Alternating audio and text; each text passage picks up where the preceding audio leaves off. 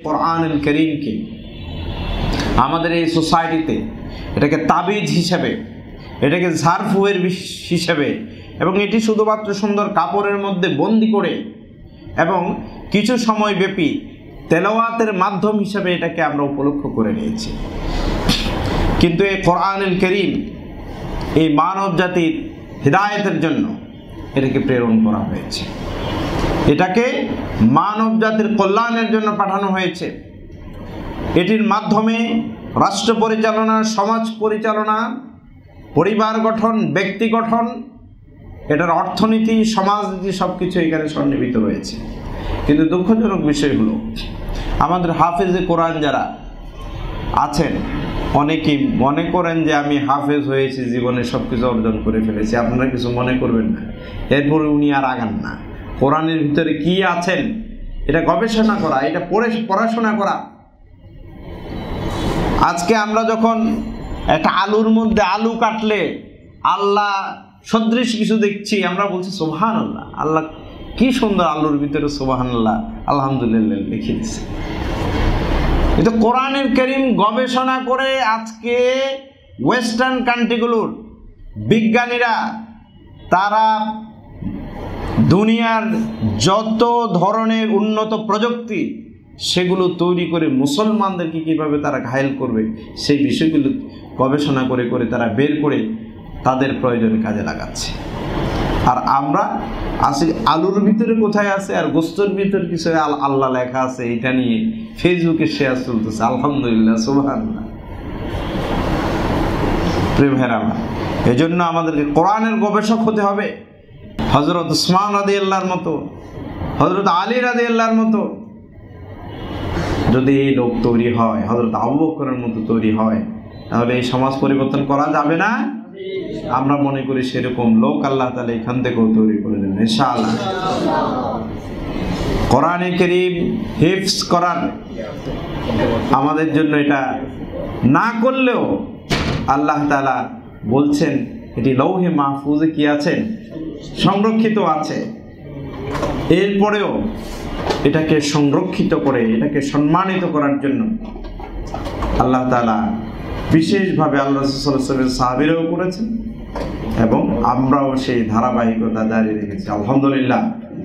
এই জন্য আমি বলবো এখানে আমাদের বিত্তবান ব্যক্তিদের সন্তানরাও এখানে আপনারা আছেন, মধ্যবিত্ত পরিবারের সন্তানরাও আছেন, আবার খেটে খাওয়া দিনমজুর বাবার সন্তানও এখানেও আছেন। কিন্তু আমাদের সবচেয়ে বড় পরিচয় হচ্ছে যে আমরা হচ্ছে মানুষ। আমরা কি সেই জায়গায় আমরা সবচেয়ে বেশি সম্মানিত। সুতরাং আমার বাবার কি অবস্থা এটা কোনো ইস্যু নয়, বরং আমি আল্লাহর গোলাম হিসেবে আমি আমার ইলমকে, আমার যোগ্যতাকে আমি যদি বাড়ানোর জন্য সিদ্ধান্ত গ্রহণ করি, আল্লাহর উপর তাওয়াক্কুল করি, তাহলে আমার জন্য আল্লাহ তাআলা পথ সহজ করে দেবেন ইনশাআল্লাহ।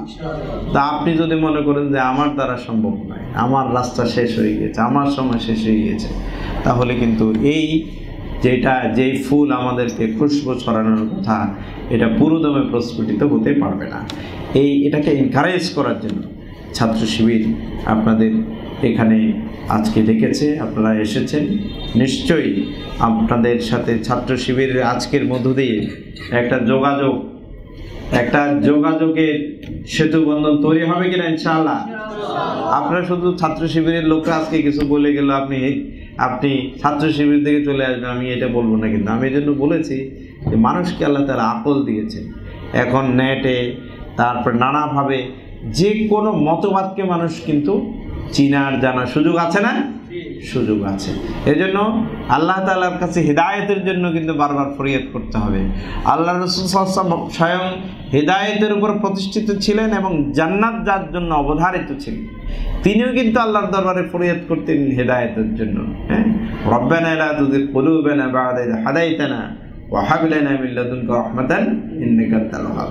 সুতরাং আমরা এই জন্য বেশি বেশি ইহদিনাস সিরাতাল মুস্তাকিমের উপর যাতে আমরা প্রতিষ্ঠিত থাকতে পারি। কারণ আমরা জাহেলিয়াতের যে চ্যালেঞ্জ, সালাউদ্দিনের যে ক্রুসেড, আমরা সেই ঘটনাগুলো শুনি যখন, হ্যাঁ, দেখা যাচ্ছে যে ইমানদার, হাফেজ, দাড়িওয়ালা সব ঠিক আছে, সেই কিন্তু আমাদের মসজিদের ইমাম সাহেব হিসেবে জজবাওয়ালা বক্তব্য রাখতেছে। তিনি ইমানদারদের কলিজা থেকে আস্তে আস্তে জিহাদের যে প্রেরণা, সেই প্রেরণাগুলো নিয়ে আসছেন। তাসবিহ তাহলিলের মধ্যে কততে কত সওয়াব এটার মধ্যে ঢুকাই ফেলছে।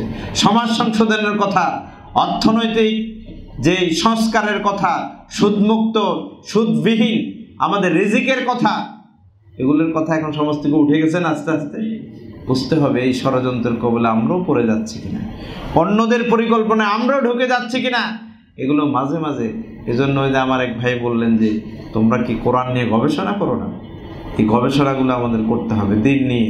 এখন সবচাইতে বড় চ্যালেঞ্জ হচ্ছে ইসলাম এবং জাহেলিয়াতের চ্যালেঞ্জ। এই চ্যালেঞ্জ মোকাবেলা করে আগামী দিনে একটি ইসলামী রাষ্ট্র প্রতিষ্ঠা ছাড়া এদেশের মানুষের ভাগ্যের কোনো পরিবর্তন।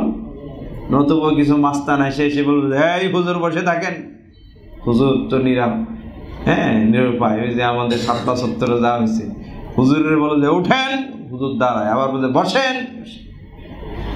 আমাদের ভাইদেরকে অনেক অপমানিত করেছে না, কানে ধরিয়েছে, উঠিয়েছে, বসিয়েছে, এবং তারা নির্মমভাবে অনেক শিশু হাফিজে কোরআনকে পর্যন্ত হত্যা করে এখনো পর্যন্ত তারা মিথ্যার বেশাতি গাইছে। কিন্তু আল্লাহ তাআলার মায়ের হচ্ছে শেষ মায়ের। শেষ রাইতে উস্তাদের মায়ের হয় না, শেষ মায়ের হয়েছে কিনা? সুতরাং এ ধরনের জালিম থেকে যদি আমরা বাঁচতে হয়, তাহলে আমাদের ইমানি কুওয়াতগুলো কুওয়াত বাড়াতে হবে কিনা। আল্লাহ তাআলা আমাদের এই আয়োজনকে কবুল করুন। ইসলামী ছাত্র শিবিরের মোহতারাম সেক্রেটারি জেনারেল আমাদের নারায়ণগঞ্জ এসেছেন, আমরা ওনাকে মোবারকবাদ জানাচ্ছি।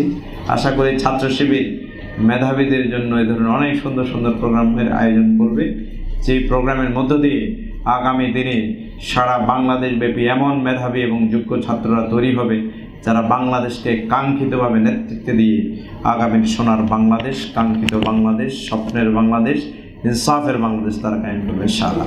ওয়া মা আলাইনা ইল্লাল বালাগ। আসসালামু আলাইকুম ওয়া রাহমাতুল্লাহ।